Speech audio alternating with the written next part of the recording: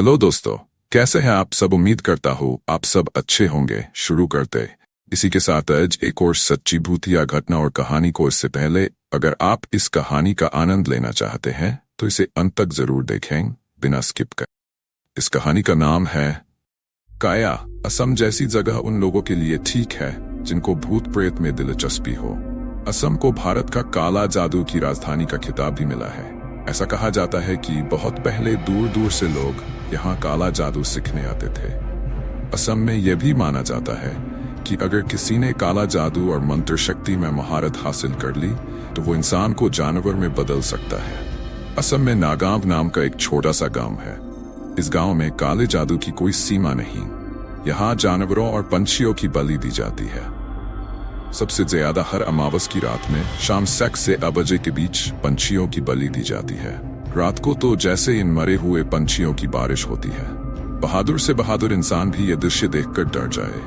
वैज्ञानिक भी कभी इन चीजों का पता नहीं लगा पाए। ये वारदात कुछ 6 साल पहले की है। नागांव में अपने परिवार के साथ काया नामक लड़की रहती थी।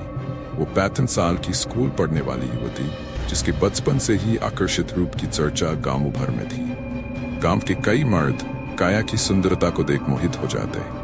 उसका जवान हुस्न, नीली आंखें और गोरा रंग देखकर मर्दों की बुरी नजर अक्सर उस पर रहती। एक दिन जब काया स्कूल से घर को लौट रही थी तब गांव के आदमियों ने उसे अगवा कर लिया। अक्सर काया के आने जाने का समय उनको पता होता।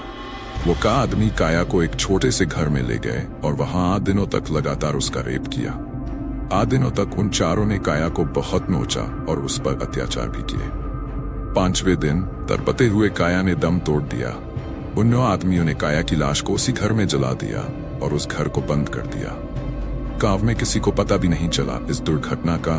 काया की लाश जलकर राख हो गई।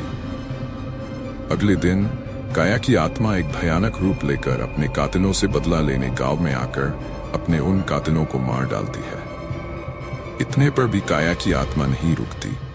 वो गांव वालों को भी अपनी मौत का जिम्मेदार समझती थी क्योंकि गांव में किसी ने भी उसके गुमशुदा होने पर कुछ नहीं किया।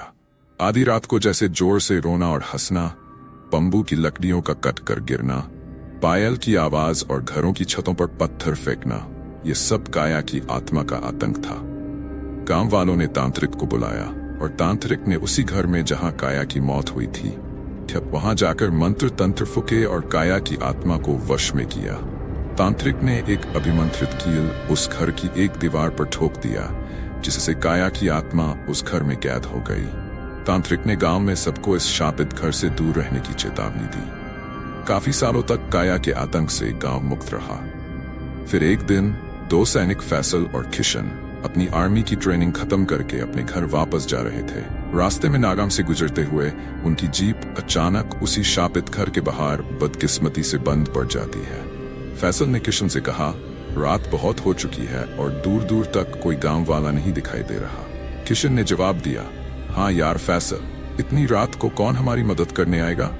वो दोनों बात कर ही रहे थे कि एक बुढ़ा आदमी हाथ में लाठी लेकर उनके सामने से गुजर रहा था। वो अपनी ही धुन में चला जा रहा था। किशन ने उस बूढ़े आदमी को रोका और कहा, अरे चाचा, यहाँ कोई कार मैकेनिक मिलेगा। बूढ़े की नजर उस खबर पड़ती है और डरते हुए बोला, यहाँ से जाओ जल्दी, इस घर के सामने मत खड़े रहो। ये कहकर बूढ़ा तेजी से चलने लगा। फैसल और किशन ये देख हैरान हुए। किशन ने कहा, अरे इनको क्या हो गया।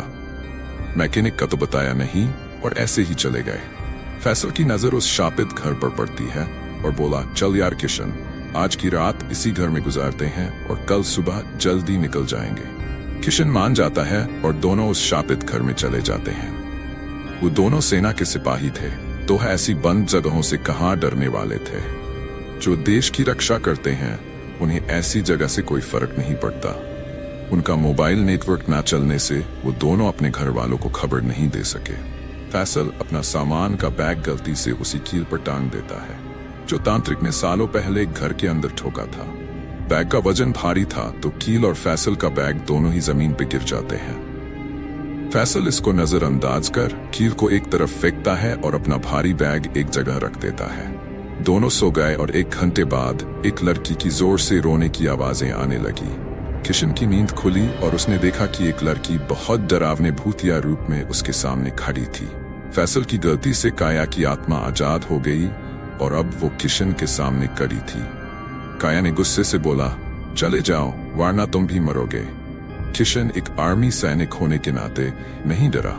काया की आत्मा ने सोते हुए फैसल को हवा में ऊपर उठा लिया और कहा, तेरे दोस्त को मार डालूंगी, चले जाओ तुम दोनों।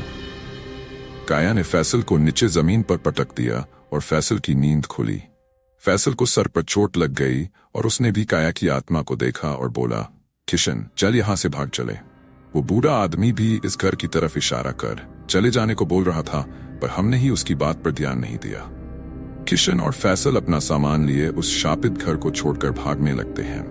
रास्ते में उन्हें एक गांव दिखा और वहां स्थित एक शिव मंदिर भी। किशन ने कहा, फैसल आज रात इस मंदिर के बाहर गुजार लेते हैं, यही एक सुरक्षित जगह है। फैसल किशन की बात मान गया और दोनों वहीं मंदिर के बाहर आसरा लेते हैं। कुछ देर बाद एक सिद्ध साधु वहां से गुजरे और उनकी नजर किशन और फैसल पर पड़ी। साधु ने उन दोनों को तसल्ली देते हुए कहा, ये एक सुरक्षित जगह है, उस लड़की की आत्मा से तुम्हारी रक्षा होगी। किशन और फैसल आश्चर्यचकित होकर खड़े हुए और किशन ने कहा, साधु महाराज आपको कैसे पता हमारी हालत के बारे में? साधु ने हंसकर जवाब दिया, इस गांव के हर कोने से मैं वाकिफ हूं, तुम दोनों की ये दुर्दशा की और क्या वजह हो सकती है। किशन और फैसल अनजान थे कि कुछ दिन पहले ही एक सिद्ध साधु नागांव के शिव मंदिर में आए। काले जादू से पीड़ित लोगों की मदद और अपनी सिद्धियों से वो अतिपत आत्मा को मुक्ति दिलाते थे, इसलिए उन दोनों की हालत साधु देखते ही पहचान गए।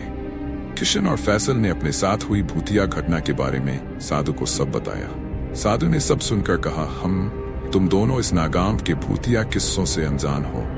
तुम्हारा भूत प्रेतों से कभी सामना नहीं हुआ, इसलिए उस घर में चले गए। तुम दोनों अभी मेरे साथ उस घर में चलो, क्योंकि ऐसी आत्माएं इतनी आसानी से पीछा नहीं छोड़ती।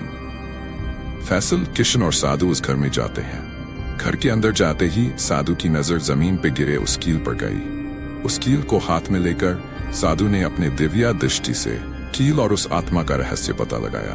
फैसल ने कहा, अरे ये तो वही कील है जिस पर मैंने अपने भारी बैग टांगा था और वजन के कारण ही कील और बैग जमीन पर गिर गए। साधु ने कहा, यही तो गलत हुआ और वो आत्मा आजाद हो गई। इस कील ने उसे इस घर में बांध रखा था। ये एक शापित घर है और इस शापित घर में कैद आत्मा का नाम है काया। साधु ने उस शापित घर और काया की दर्दनाक कहानी किशन और फैसल को सुनाई। किशन और फैसल सुनकर बहुत दुखी हुए।